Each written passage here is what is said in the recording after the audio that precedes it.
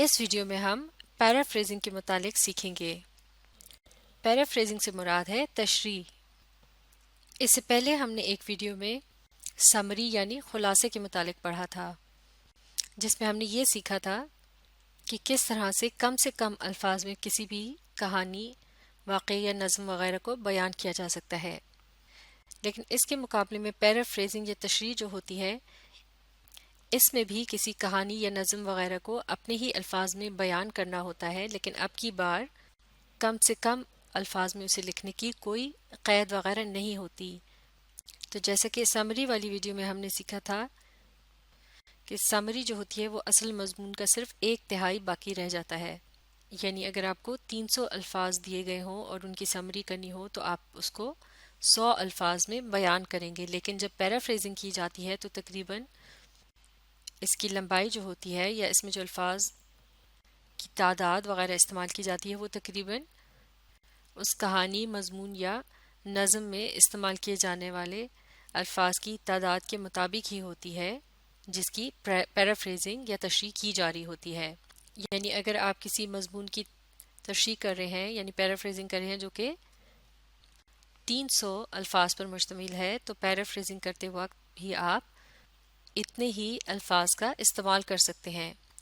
लेकिन पैराफ्रेजिंग और समरी करते वक्त दोनों ही मर्तबा ये ख्याल रखना होगा कि आप अपनी तरफ से उस मजमून में या अपनी तहरीर में किसी और फालतू बात का इजाफा ना करें। यानी आप अपनी कोई राय वगैरह बीच में शामिल ना करें, बल्कि जो कुछ भी आपने पढ़ा है बस उसे अपने अल्फाज में बयान कर दें। तो अब हम एक कहानी की मदद से पैराफ्रेजिंग करने का तरीका सीखते हैं। समरी इस सीखने के लिए इससे पिछली वीडियो में हमने जिस कहानी का इस्तेमाल किया था, हम यहाँ भी उसी कहानी को इस्तेमाल करेंगे, क्योंकि ऐसा करने से आप आसानी के साथ पैराफ्रेजिंग और समरी के फ़र्क को भी समझ जाएंगे। और ये कहानी है the ants and the grasshopper, यानी चूंटियाँ और एक टिड्डा। तो अब यहाँ इस वीडियो में इस कहानी को दोबारा से पढ़ने की ज़रूरत नहीं है। इसे पढ़ने और समझने के लिए आप समरी वाली वीडियो देख सकते हैं। तो अब पैराफ्रेजिंग शुरू करने से पहले हम समरी को एक मरतबा फिर देख लेते हैं। हमने कहानी को पढ़ने और समझने के बाद मुख्तसर तरीन अल्फाज में जब उसे बयान किया था या लिखा था, तो उस समरी में ये बताया गया था कि ये कहानी जो है वो चूंटियों और एक टिड्डे के मुतालिक है। चूंटियाँ जो थी वो बहुत ही चालाक और समझदार थीं। उन्होंने गर्मी के मौसम में सर्दी के मौसम के लिए खुराक को जमा कर लिया था, जबकि टिड्डा जो था वो गाने बजाने में अपना वक्त ज़ाया करता रहा था और सर्दी के मौसम में उसके पास खाने के लिए कुछ नहीं था।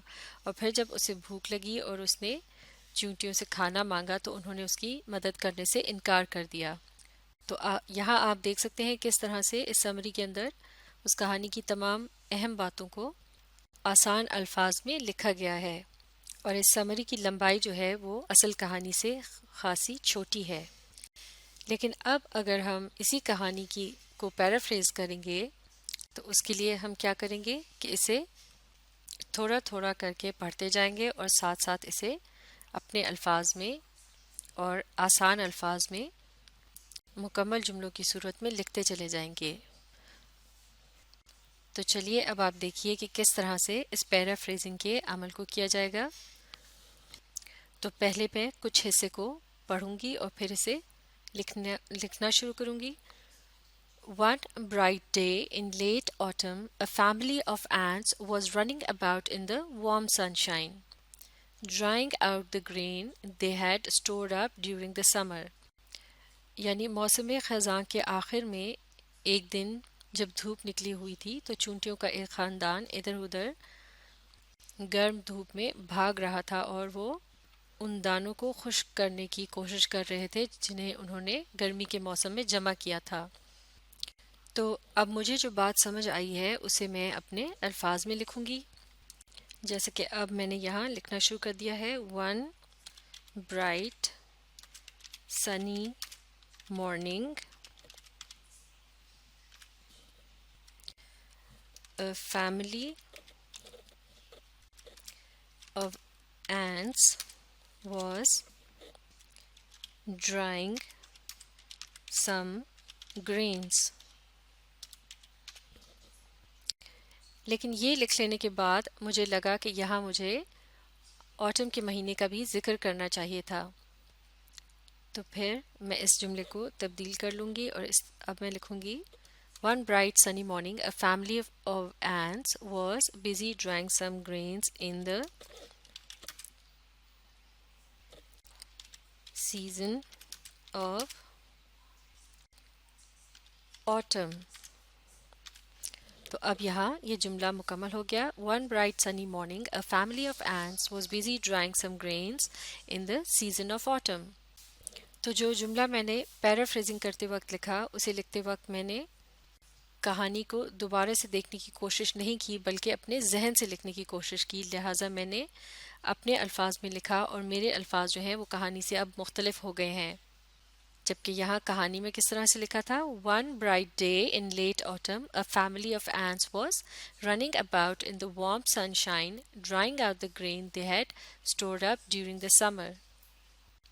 जबकि मैंने यहाँ क्या लिखा है, One bright sunny morning, a family of ants was busy drying some grains in the season of autumn. और जैसे कि कहानी के जिस हिस्से को मैंने अभी पढ़ा, उसमें ये बात भी शामिल थी कि इन ग्रेन्स को चूंटियों ने गर्मी के मौसम में जमा किया था। तो अब इस बात को भी मैं यहाँ शामिल कर लूँगी एक और जुमले में। जैसे कि यहाँ अब मैंने लिख दिया है, The ants had collected those grains in summer. यानी चूंटियों ने उन दानों को गर्मी के मौसम में जमा किया था। तो इस तरह से जितने हिस्से को मैंने पहले पढ़ा था उसे अब मैंने यहाँ पैराफ्रेज कर लिया है, यानी अपने अल्फाज में लिख दिया है। और इसमें तकरीबन तमाम वो सब बातें शामिल हैं जो कि मैंने पढ़ी थी, और यहाँ मैंने अपनी तरफ से कोई नई बात शामिल नहीं की।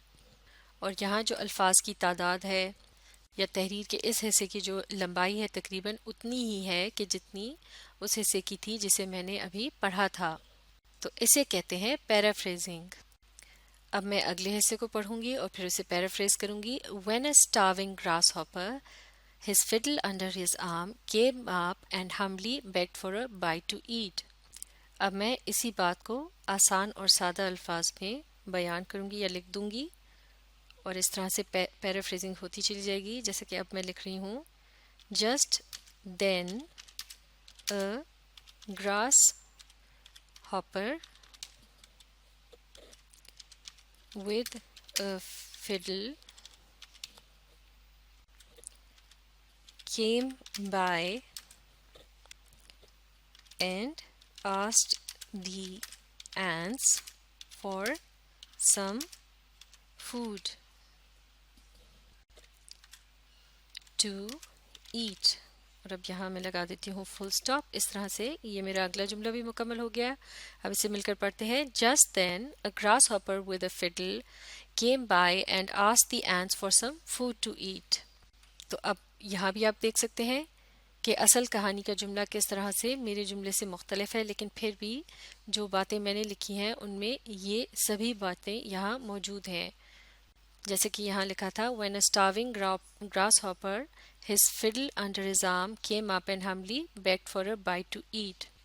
हाँ, अलबत्ता यहाँ एक बात रह गई है जिसका जिक्र करना बाकी है, वो है कि वो ग्रासहॉपर जो था वो क्या था, वो भूखा था। स्टार्विंग का मतलब है जब कोई भूख से निढाल हो रहा होता है, लेकिन इस बात को एक अलग जुमले में इसके बाद बयान किया जा सकता है। तो इस तरह से पैराफ्रेजिंग करते वक्त इस बात की बिल्कुल कोई कैद नहीं होती कि आप वही अल्फाज या वही जुमले इस्तेमाल करें जो कि असल कहानी में लिखे हुए थे।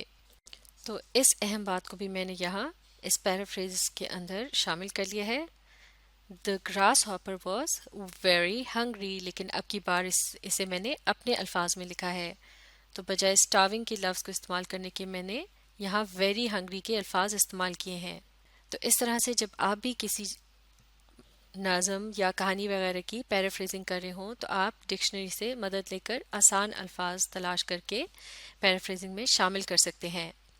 अगर आप बार बार असल कहानी के या असल नज़म के जुमलों और अल्फाज को दोहराने की कोशिश करेंगे पैराफ्रेजिंग के अंदर, तो पढ़ने वाले को ऐसा महसूस होगा कि जैसे आपने उसकी नकल की है।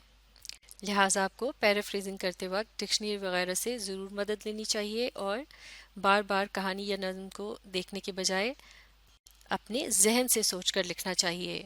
اور جب آپ ایسا کرنے میں کامیاب ہو جائیں گے تو پھر آپ کو خود بخود اس کام میں بہت مزہ آنے لگے گا، کیونکہ یہ ایک بہت بڑا سٹیپ ہے، یا پھر یہ ایک بہت بڑی اور اچھی کوشش ہوگی کہ آپ کسی پڑھی ہوئی یا سنی ہوئی بات کو اپنے الفاظ میں بیان کر سکیں۔ تو اب ہم اس کہانی کے اگلے حصے کو اگلی ویڈیو میں مکمل کریں گے۔ آپ اس ویڈیو کو ری پلے کیجیے اور اس کے ساتھ ساتھ پڑھنے، سمجھنے اور لکھنے کی کوشش جاری رکھیے۔